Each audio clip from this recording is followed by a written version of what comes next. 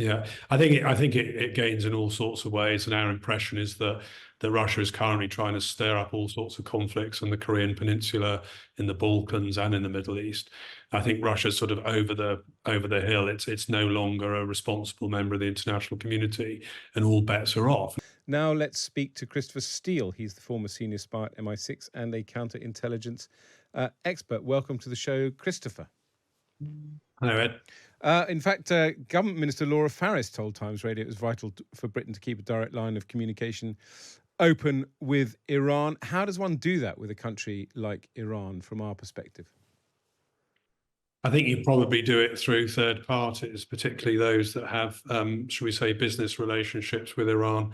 My concern in general with this situation is that I'm not sure that the big powers' influence over either Iran or Israel. In the case of Israel, it's mainly the US. In the case of Iran, largely Russia. Have an ability really to constrain the parties anyway, and I certainly think Russia's interests are served by stirring up instability in the Middle East. I'm not sure they'd want a full-scale war, but I think I've seen their hand in the Hamas events of 10/7, and I think we're probably seeing it here as well. They're certainly not going to constrain Iran. I think others might. China in particular, I think, is a key power in this situation. Yeah, tell us more about that. I mean, Roger Boyce, the comment editor, global affairs correspondent in the Times, wrote about and it gave us a new acronym which I hadn't seen before, the CRINKS, which stands for China, Russia, India, and North Korea. You know a lot about Russia, but China, as usual, is keeping its cards very close to its chest in this conflict. Yes, China has a very strong vested interest, in fact, in there not being a war in the Middle East, because, of course, it depends on oil coming through the Gulf. I think also China has a greater stake in international trading and community more generally than the other states, some of those other states anyway. I think CRINKS or whatever it is far too simplistic. I actually think that we should probably be talking to China about this issue and doing so fairly urgently.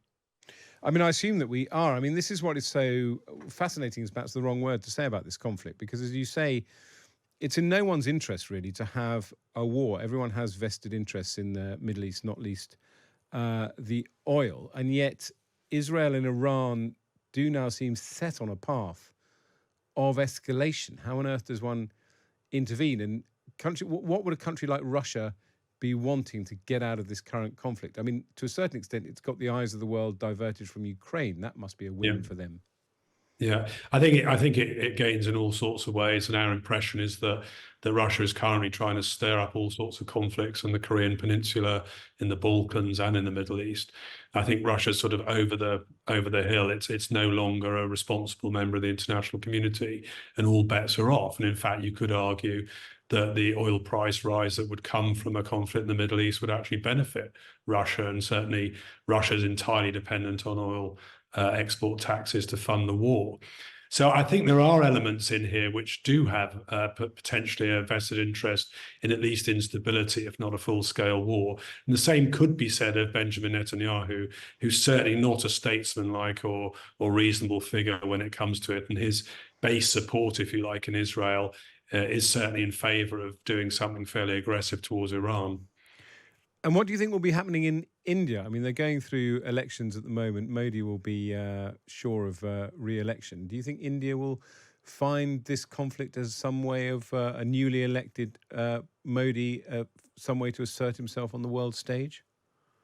Yes, I think potentially India could play a role here in moderating both sides. They've got pretty good relationship with both Israel and a reasonable relationship with Iran. But I don't know whether they'll want to get involved in particularly. We'll have to see. As you say, they're focused much more internally on this election that's going to roll out over the next couple of weeks. And what do you think will happen? I mean, obviously, the shadow of Trump overshadows all of this, and with the presidential election now 6 months away, you famously compiled a dossier on Donald Trump, showing that there was potentially interference in the 2016 presidential elections. You've talked about Russia wanting to stir up conflict. Presumably they are now gearing up to manipulate in any way they can the outcome of the next presidential election.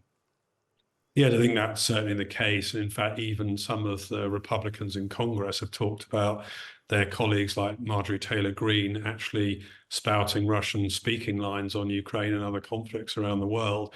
So I think we're in for a pretty unstable year, actually. It's not going to be much fun, is it?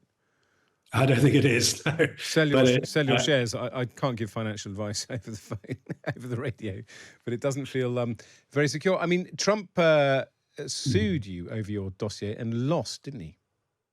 Yeah, in fact, he's lost against us 3 times in court, twice here and once in the United States.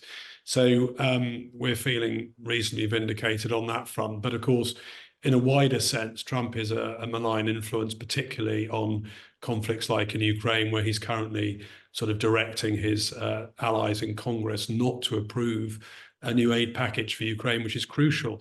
Ukraine is under very heavy attack at the moment. Its infrastructure in particular is taking a pasting. And of course, this situation in the Middle East is taking attention away from that. And you can imagine how Ukrainians must feel, excuse me, at the sight of Western allies shooting down drones heading in their direction of Israel from Iran, but not doing very much at all about drones heading into Ukrainian cities like Kharkiv, which I understand is now not got any power supply. That's right. Can I just ask, go back to the Trump dossier? When Trump sued you and lost, how much money in damages was he ordered to pay you? The initial court order from the High Court was 300,000, but there'll be probably the same again stuck onto that once the whole thing is calculated. At the moment, Trump is not paying us, and that is being negotiated, but obviously it's a sensitive issue. We'll see whether he obeys the High Court ruling in due course, which of course he should, particularly as a former US president. Maybe you'll end up owning his golf course. The third at Turnberry or something, maybe. We'll have to see. Brilliant. Well, Christopher Steele, former senior spy at MI6 and counterintelligence expert, thank you for coming on the show and talking about what is happening between Israel and Iran in the Middle East and the wider geopolitical implications.